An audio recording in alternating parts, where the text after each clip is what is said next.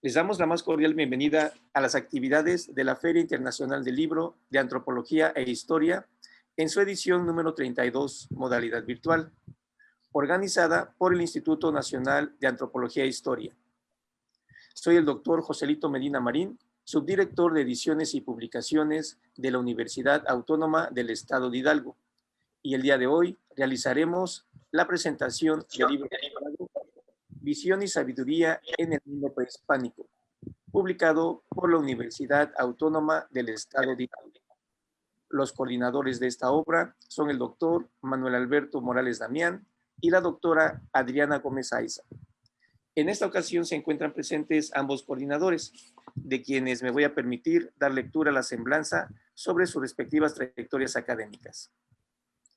La doctora Adriana Gómez Aiza es antropóloga física por la ENA. Tiene una MA en Estudios Aplicados en Población por la Universidad de Exeter y un PhD en Análisis de Discurso por la Universidad de Essex en 2002. Ha colaborado con el Consejo Nacional de Población, la Secretaría de Desarrollo Social y ha sido consultora para la Comisión Nacional para el Desarrollo de los Pueblos Indígenas y el Fondo de Naciones Unidas para la Población. Sus principales líneas de investigación son la construcción de la identidad, relación hombre-naturaleza, corporeidad y población. Actualmente es profesora investigadora de tiempo completo en el área académica de Historia y Antropología de la Universidad Autónoma del Estado de Hidalgo. Además, es miembro del Sistema Nacional de Investigadores desde el año 2006. Bienvenida, doctora, y muchas gracias por su participación. Gracias. El doctor Alberto Morales Damián es profesor investigador en el área académica de Historia y Antropología de la Universidad Autónoma del Estado de Hidalgo. Actualmente es presidente en funciones del Consejo Editorial de la Universidad Autónoma del Estado de Hidalgo, doctor en estudios mesoamericanos en el 2002 y licenciado en Historia, obtenido el grado en 1991 por la Universidad Nacional Autónoma de México. Ha sido líder del Cuerpo Académico de Estudios Históricos y Antropológicos de 2008 a 2015, coordinador general de investigación y posgrado del Instituto de Ciencias Sociales y Humanidades de la Universidad Autónoma del Estado de Hidalgo de 2011 a 2016, entre muchos otros cargos y proyectos que ha dirigido el doctor, además de ser miembro del Sistema Nacional de Investigadores. Bienvenido, doctor, y muchas gracias por su participación. Muchas gracias. Muy bien, bueno, y abordándonos acerca del libro, de esta obra bibliográfica, la pregunta inicial sería, ¿cuál fue la motivación para la elaboración del libro Visión y Sabiduría en el Mundo Prehispánico? Bien, este libro es resultado colateral de un proyecto de investigación en el que participamos la doctora Adriana Gómez y yo, que es el proyecto de culturas visuales en México. Dentro de este proyecto participaron estudiantes de licenciatura y de posgrado, y entonces ellos pues realizaron sus propios proyectos de investigación y paulatinamente vimos cómo maduraban sus trabajos, y esto nos llevó a que aquellos que habían trabajado temas prehispánicos se incluyeran dentro de este volumen. Y bueno, pues es como parte de un proyecto general de tratar de entender cómo las imágenes pueden ser utilizadas, pueden ser aprovechadas como testimonio histórico. Muy bien, no, muy interesante, doctor, la perspectiva en que se está tomando para esta parte histórica, y podríamos pensar, ¿por qué se considera relevante esta publicación, doctor? O doctora, quien guste contestar. Sí, yo quisiera contestar. Quisiera contestar porque a mí me parece muy importante el que los alumnos tengan un canal para poder ir, por un lado, difundiendo aquello que ellos están aprendiendo, pero también porque les permite como valorar, ¿no?, el proceso de profesión de cualquier investigador. Luego nosotros podríamos, como estudiantes, ¿no?, creer que nuestro trabajo simplemente no tiene difusión. Entonces, el que los mismos profesores investigadores del área que te han venido formando, te abran un espacio para que tú vayas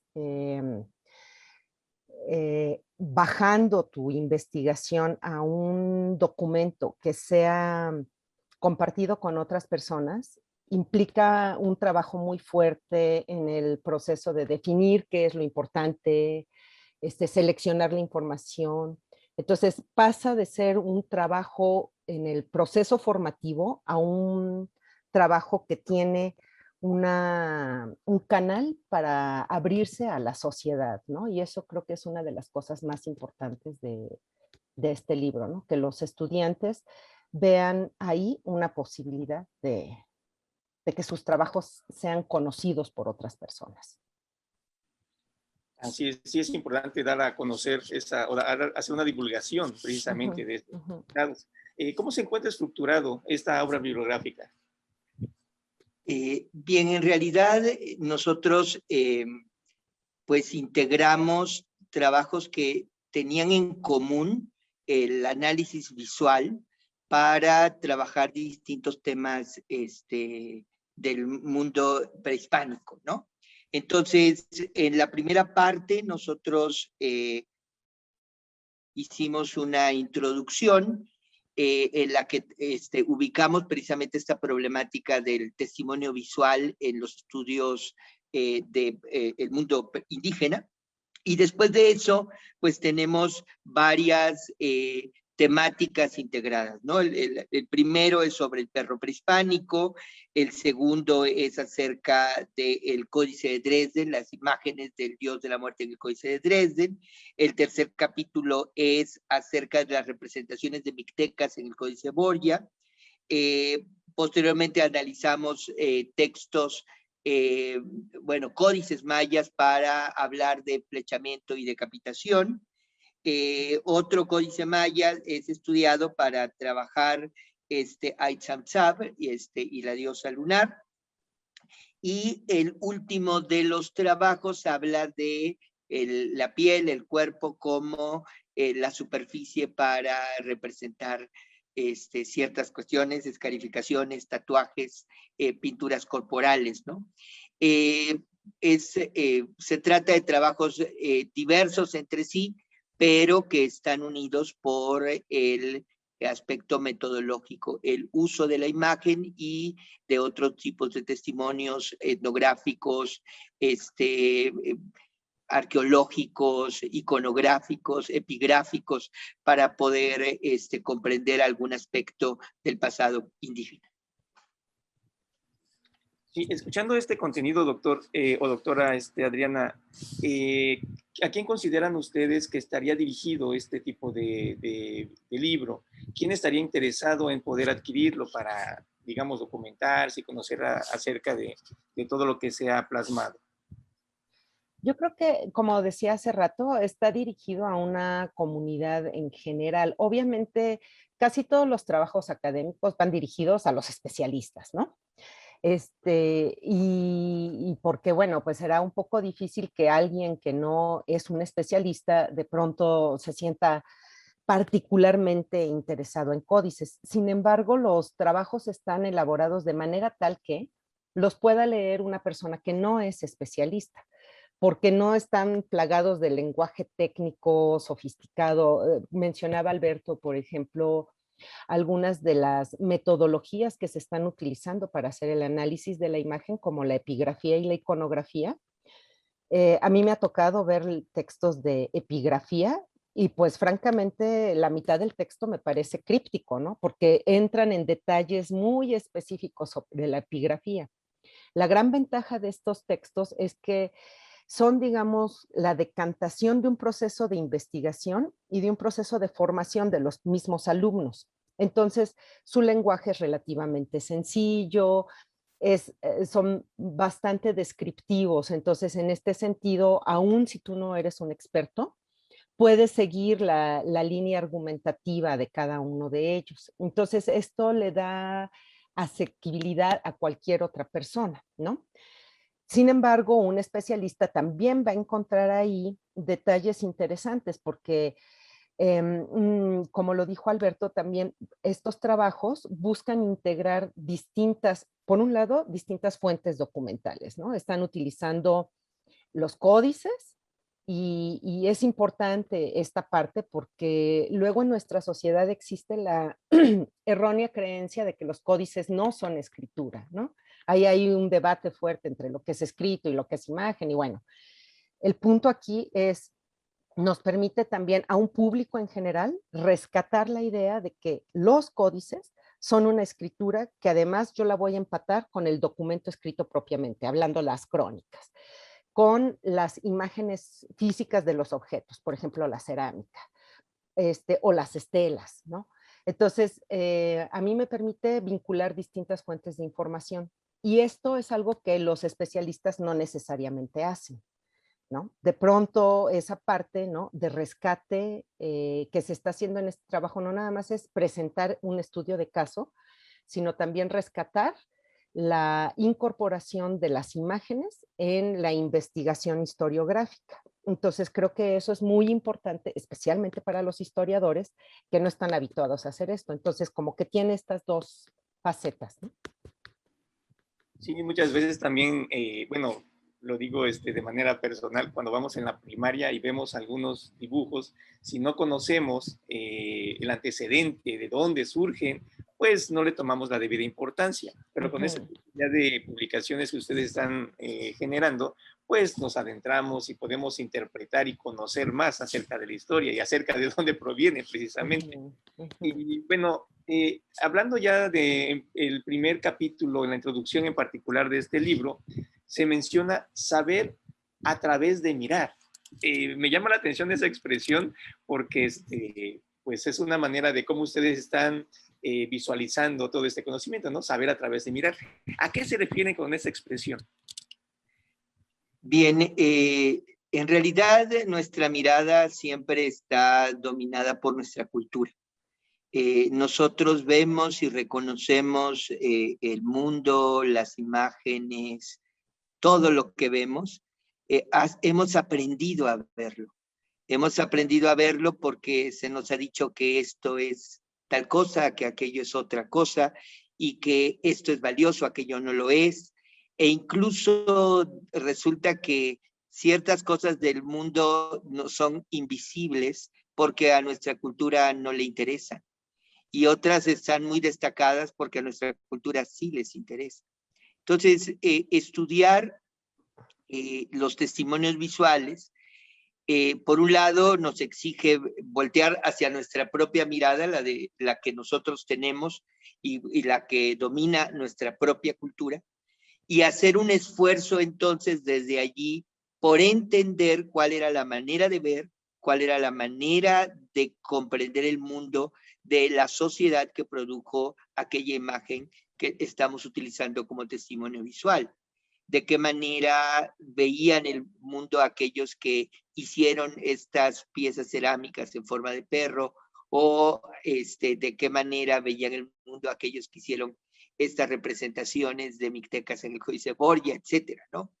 Y entonces realmente se trata de comprender un poco la forma de ver de la sociedad indígena y a partir de comprender esa forma de ver, pues acercarnos a su forma de entender y ver el mundo.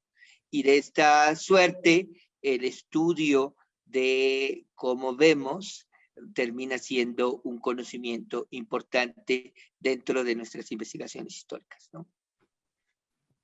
Muy bien, doctor. Se ha mencionado acerca del perro prehispánico y precisamente vemos que hay mucha influencia, ¿no? De lo que es el perro prehispánico. Pero ¿cómo podemos nosotros identificar o cómo podemos comprender esa influencia que tiene el perro prehispánico en la cerámica que se han encontrado en las tumbas de Tiro, en Colima? ¿Quieres que conteste? No, mejor tú, Adriana. Sí. Bien, este trabajo es un trabajo de Stephanie Espinosa Guerrero. Ella en aquel entonces estaba haciendo su tesis de licenciatura, ahora está concluyendo ya su tesis de maestría.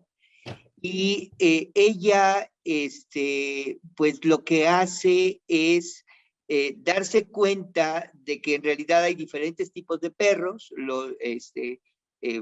analiza con cuidado qué tipos de perro hay, se basa tanto en los estudios arqueozoológicos como en los textos de Sahagún y los reconocimientos de los documentos etnohistóricos acerca de la presencia de animales en el mundo indígena en el momento del contacto. Y después de ello, bueno, pues ella revisa cómo es que estos animales son representados en la cerámica de las tumbas de Tiro. Y esto le permite hacer un camino muy interesante entre las cuestiones biológicas, las cuestiones arqueológicas y los hábitos y costumbres asociados con la muerte, en donde el perro tiene pues un papel muy importante que jugar. El perro es el compañero, entonces es lógico que también nos acompañe en el tránsito por el inframundo, y entonces por ello se representaban estas piezas cerámicas para ponerlas en la tumba y el muerto tuviera al perro que lo acompañaría en el tránsito de la muerte, ¿no? Son parte de las creencias que se atestiguan en estas tumbas de Tiro.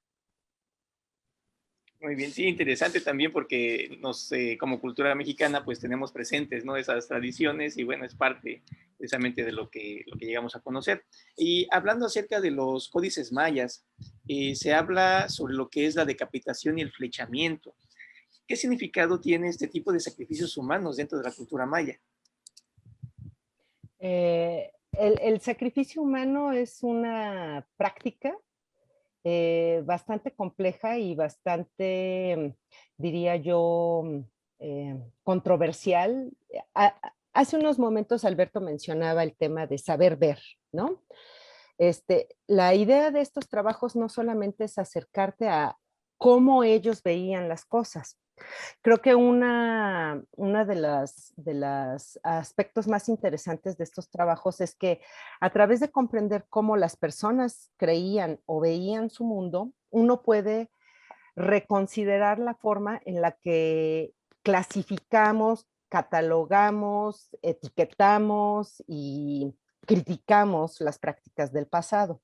El sacrificio humano es una de esas prácticas en las que ha habido mucha controversia, especialmente desde el punto de vista europeo, ¿no? Una especie de escandalización.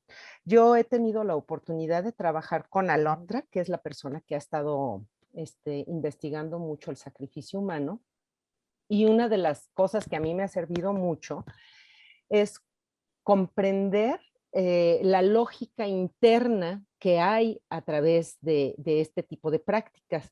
Es bastante compleja y muchos de los registros de los sacrificios humanos en realidad no son ni siquiera representaciones de un sacrificio de facto, sino de una representación simbólica de, por ejemplo, la mitología cosmogónica o antropogénica, ¿no? De estos grupos. Y entonces te sirve mucho como para desmitificar y quitarle los tildes de salvaje a estos grupos. Entonces, este tipo de trabajos nos ayuda, por ejemplo, a comprender que el sacrificio humano funciona bajo una lógica cultural interna y que te permitía, por ejemplo, ¿cómo se dice? Te permitía, ¿cómo se dice? Reenactment. Te permitía refuncionalizar, ¿no? La mitología a través de las prácticas rituales.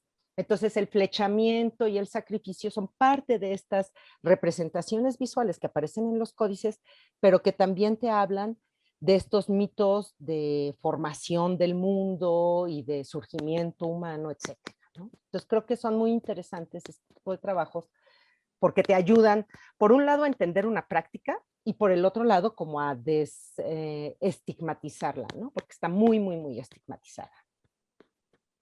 Sí, muy interesante conocer toda esa parte, ¿no? De los orígenes de los sacrificios, porque muchas veces vemos que forma parte de nuestros antepasados, ¿no? Pero pues también es importante conocer el por qué se da ese tipo de situaciones. Y también se habla acerca de escarificaciones, tatuajes y pintura corporal entre los mayas. ¿Qué significado presentan ese tipo también de, digamos, de acciones dentro de estas culturas? ¿Quieres responder, Sí, sí, Adriana? sí. Adelante, adelante. Sí, es que a mí esos dos temas me llaman mucho la atención, en particular porque como dijiste, soy antropóloga física, entonces este de las escarificaciones tiene que ver mucho con la manera en la que manejas tu cuerpo individual y tu cuerpo social, ¿no? Y cómo utilizas la piel como un lienzo que te permite proyectar tus prácticas culturales y entonces eres como un sujeto que va caminando como si fueras un libro, ¿no? Cada escarificación, cada tatuaje, cada marca que le pones a tu cuerpo habla de lo que eres, del grupo al que perteneces, es como una etiqueta, es como el tatuaje hoy en día, ¿no? Los tatuajes los utilizas para decir algo sobre tus creencias, sobre tu identidad, entonces son muy interesantes como un tema en general, pero además es muy complicado estudiarlo en el pasado porque ya no tienes los cuerpos, ¿no? La piel es de lo primero que desaparece cuando te mueres. Entonces, el hecho de que hayan dejado estos registros en códices o en vasijas, porque la chica que estudia esto lo utiliza mucho a través de las vasijas, es en las vasijas en donde se ven todas estas escarificaciones y tatuajes, te permite como voltear a ver este aspecto que generalmente es muy poco estudiado, ¿no? Cómo la gente marcaba sus cuerpos para decir algo sobre su cultura. Entonces creo que es realmente un enfoque también muy novedoso, ¿no? En ese sentido, tratar de buscar esa información en los materiales que tenemos disponibles, porque la piel que en sí misma es en donde podrías constatar eso, pues a menos que tuvieras una momia, ¿no? Podrías hacerlo. Ujú. Muy bien.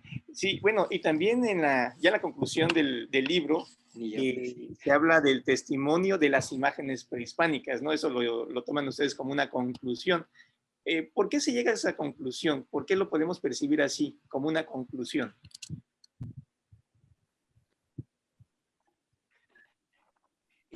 Bueno, en realidad, ese es el tema principal que llevó a este libro, ¿no?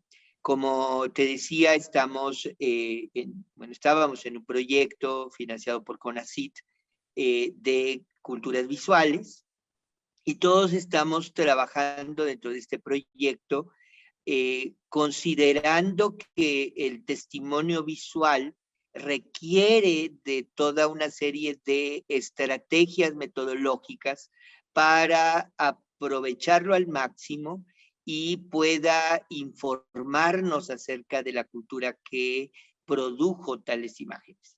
Entonces, en este caso, es el mundo prehispánico. Otros compañeros dentro del proyecto trabajaron temas coloniales, temas del México en el siglo XIX, de México en el siglo XX, pero en el siglo XXI, incluso películas del siglo XXI fueron utilizadas para hacer algunos trabajos de investigación dentro de este proyecto.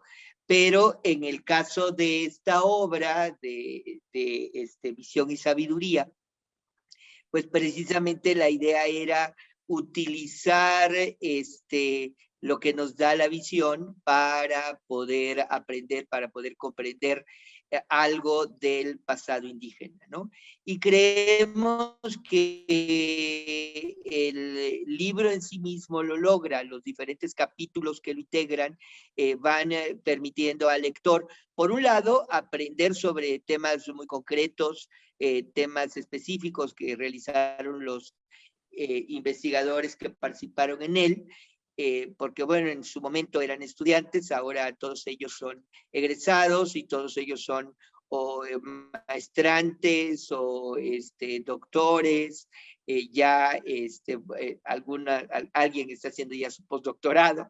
Entonces, todos estos investigadores que participaron en este libro, pues están acercándonos a un conocimiento particular sobre las representaciones del dios de la muerte, sobre esta cuestión del uso del tatuaje, sobre el perro, sobre la decapitación, etcétera, pero al mismo tiempo están haciéndonos ver que los investigadores debemos aprovechar al máximo los testimonios visuales, porque estos verdaderamente nos dan una puerta de acceso a la comprensión de la cultura indígena, ¿no? Es un poco eso.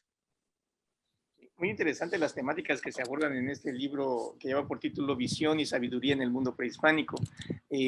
Agradecerles, doctores, por esta participación, agradecerles mucho por esa apertura y poder compartir con nosotros el conocimiento resumido tal vez en esta entrevista, pero de mucha importancia para que el público lector se interese en este tipo de material. Les agradecemos por parte de la feria su participación. Muchas gracias. A ustedes por la invitación. A usted, doctor, que tenga muy buen día. Gracias a todos. Gracias al público que está presente en esta actividad de la Feria Internacional del Libro de Antropología e Historia en su edición número 32. Muchas gracias y excelente tarde para todos. Hasta luego.